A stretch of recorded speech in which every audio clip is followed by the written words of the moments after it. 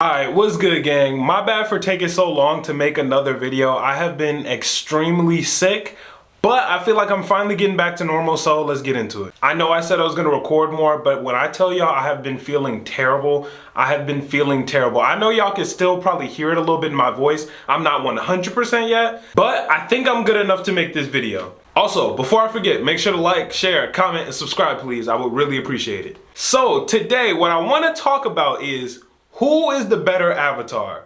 Avatar Aang or Avatar Korra? The reason I want to talk about this is we talked about Team Aang versus Team Korra on our podcast a couple weeks ago and posted on TikTok, and it ended up going kind of viral. So like the last couple weeks I've been on Avatar TikTok and been making videos and stuff like that. Because of that, I got involved into a couple different Avatar debates, and I've actually rewatched the Avatars really recently, and I think now is the time to make this video.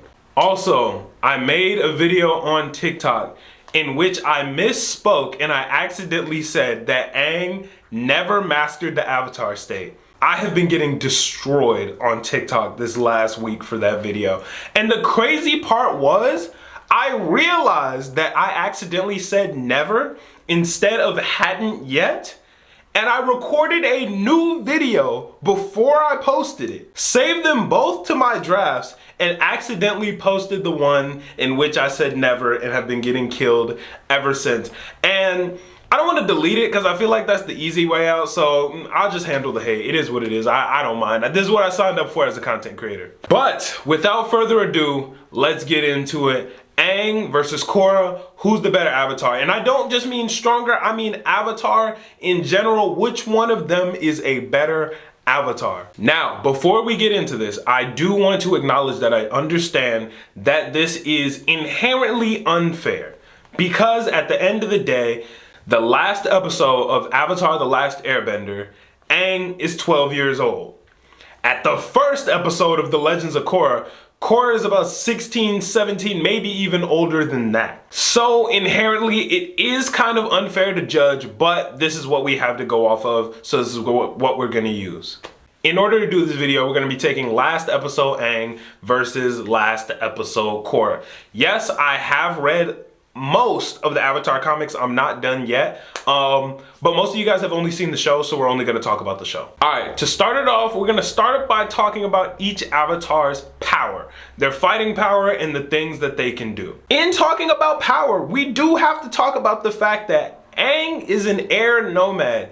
Aang was not built for fighting. Most of the time he's fighting, he is trying to get away from the fight. He is trying to be as peaceful as possible. That being said, he does have to get it cracking sometimes, and we're kind of going to talk about this here. Let's go through the elements and talk about which Avatar is better at each element. If we're talking airbending, Aang takes the cake on that 100%. I don't really think there's a debate at all. Korra, not the strongest airbender in the world. Second, water. I'm gonna give this one to Korra. Korra is from the water tribe. She's been waterbending since I don't know when, and she is fantastic at waterbending. Aang is good at waterbending too, but honestly, I'm gonna have to give this one to Korra. Third, earth. Personally, I'm giving this one to Korra. Aang is a fantastic earthbender. He's really good. He learned seismic sense from Toph. He learned from the greatest earthbender of all time. He is a really, really good earthbender, but it is opposite to his natural element, which is air, and earthbending doesn't really come as natural. When you watch Korra fight, she is very natural in earthbending. While she is a waterbender, earthbending kind of resonates with herself personally, and she uses it a lot more. And she is the only metal bending Avatar, which I find weird because Aang is homies with Toph and she taught a bunch of people to metal bend, but whatever. And last but not least, fire.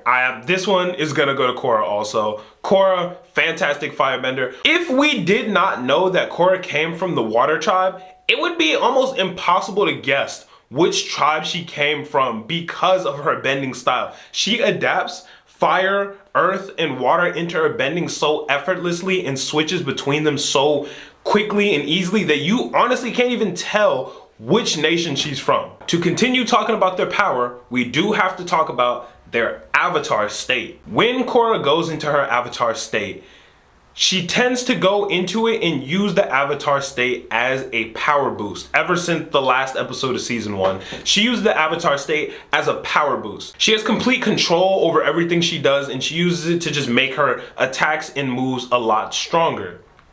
When Aang goes into that avatar state, up until the very end of the show, he doesn't have control over it.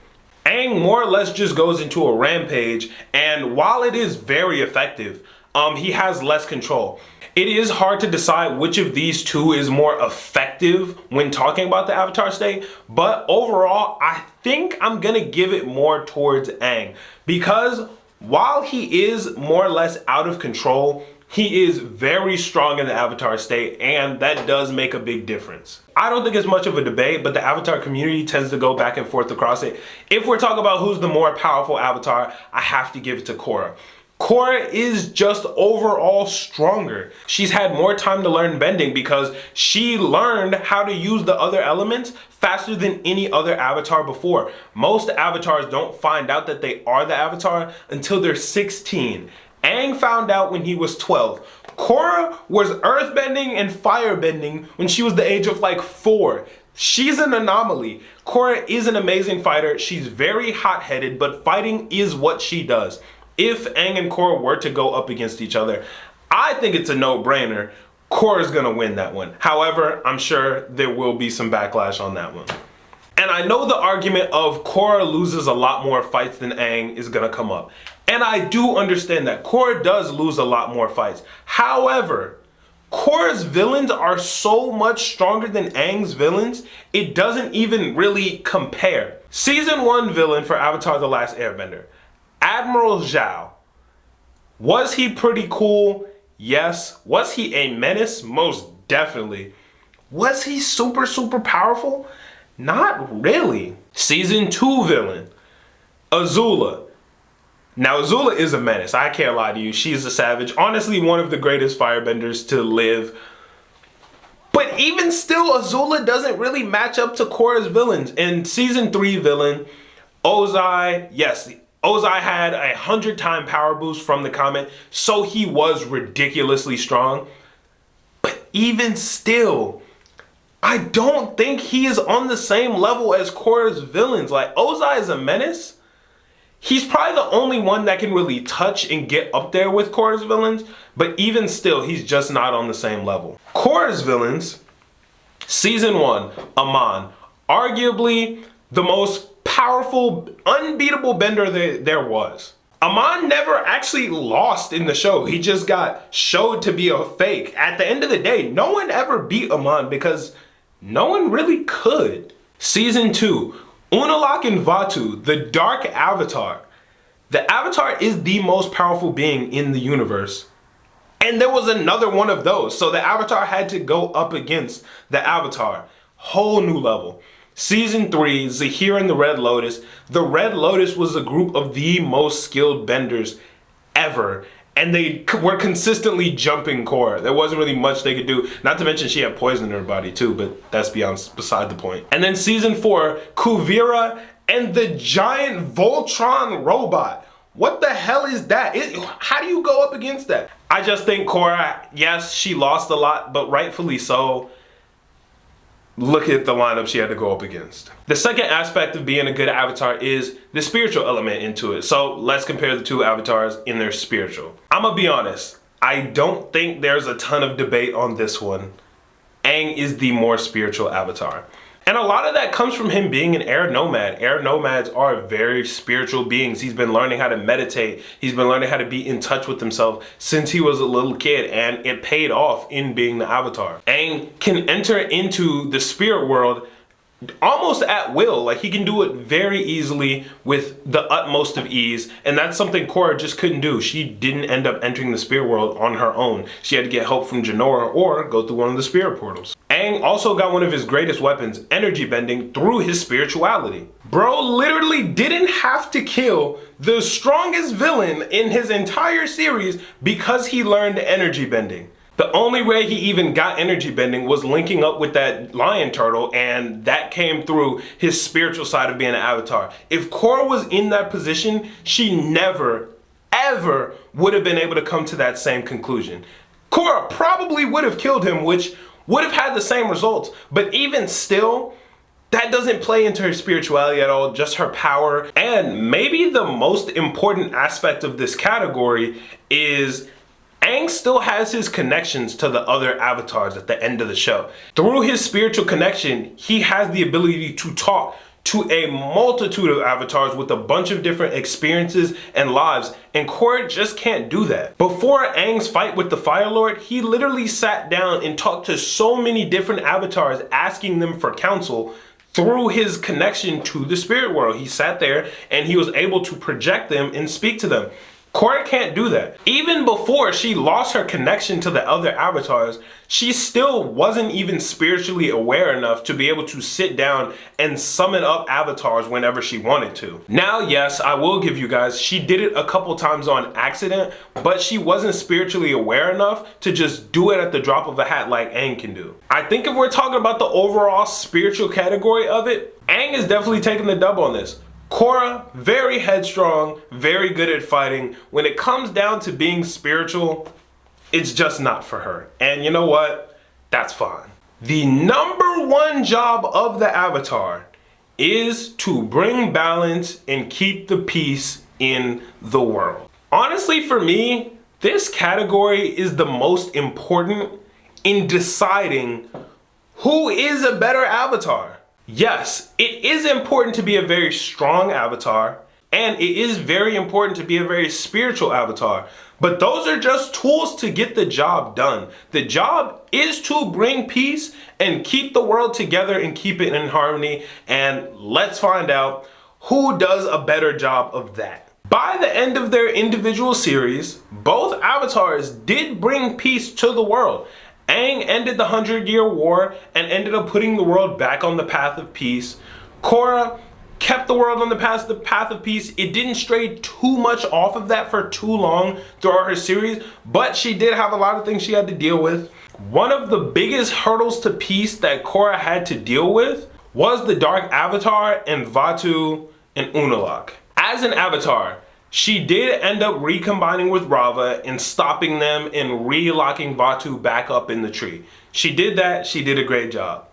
However, we can't forget the fact that it was kind of her fault that it happened. A lot of what Unalaq did wouldn't have happened without her help. She did end up teaming up with Unalaq and working with him. Yes, I do understand that she was manipulated. I get it. But we kind of can't overlook the fact that she did fumble the bag in that aspect. And yes, she brought peace at the end, but she kind of helped toward the chaos a little bit. But when it comes to one of her biggest positives as an avatar and bringing peace to the world, she opened up the portals between the spirit world and the physical world. At first, people weren't really sure whether that was a good thing or not, but over time, people learned how to live with spirits, and it ended up being a really, really good thing for the world overall. And most importantly, she brought back airbenders. Did she know that this would be the result when she opened up the spirit portals? No, but she trusted her gut as an avatar and she went with it, and it worked out for the best. She brought back a whole new bending type that was completely gone and completely lost after the first Sozin's Comet. I'm gonna count that as a great job as an avatar. As for Aang, he stopped the 100-Year War, he stopped the Fire Lord, he put Zuko into the spot as the rightful Fire Lord, took Ozai's bending away. Great story, he did a great job as an avatar. However, as much as I love Aang, I'm trying really hard to be unbiased here. And if we're being unbiased, we do have to talk about the fact that he disappeared for 100 years. It's really hard to decide whether we should count this against him or not, because at the end of the day, it wasn't really his fault. But as an avatar, it is his job to protect the people and to bring hope to the world. And even when bad things are happening in the world, because let's be honest, all avatars make mistakes and bad things are gonna happen. Their number one thing that they do when not directly helping people is giving people hope. And in being gone for 100 years, people had no hope. People were terrified. There was nothing anyone could do to stop the Fire Nation, and it was just complete and utter tyranny. I feel like that's a pretty big fumble as an Avatar. Granted, if he would have stayed at that air temple, he would have died. He would have died just like all the other airbenders. But you can even argue that him dying there might have been better for the world than him being frozen in that iceberg for 100 years. Because if he would have died, he would have got reincarnated into the next Avatar. And that Avatar would have grown up and helped the world probably in the next 16 years or so.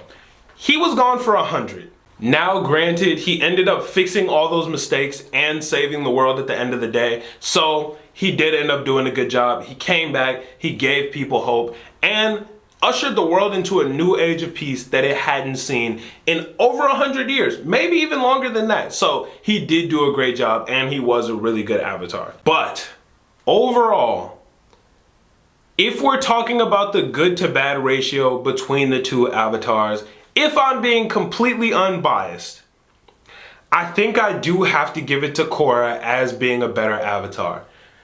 And it hurts because I like Aang more. I think he's a better character. I think Avatar: The Last Airbender is a better show than The Legends of Korra.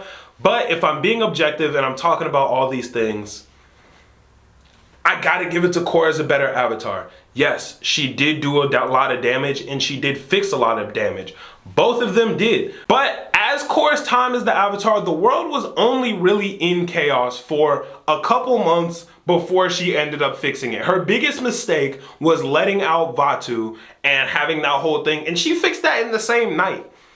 Aang was gone for over 100 years and the world was plummeted into darkness in that time, and there was nothing he could do about it. He was frozen in an iceberg.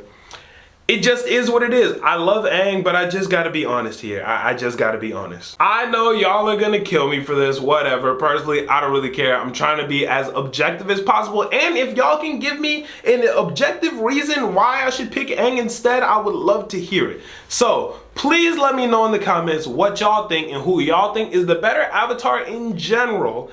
And let me know what points you agree with, disagree with, and we can have a discussion about it. Thank you guys so much for watching this video. I really appreciate it. If you're not already subscribed, please go ahead, hit that subscribe button and hit the notification so you get notification when I post. Even though I'm still feeling a little sick, I'm gonna try to post a little bit more. So yeah, I'm definitely gonna be on that. And let me know what kind of videos you guys want to see. I am still new to this YouTube thing, so I do need some different ideas from you guys so I can really know what direction I want to take this and what direction you guys want me to take this. So thank y'all so much for watching, and I will catch y'all in the next one. I'm out. Peace.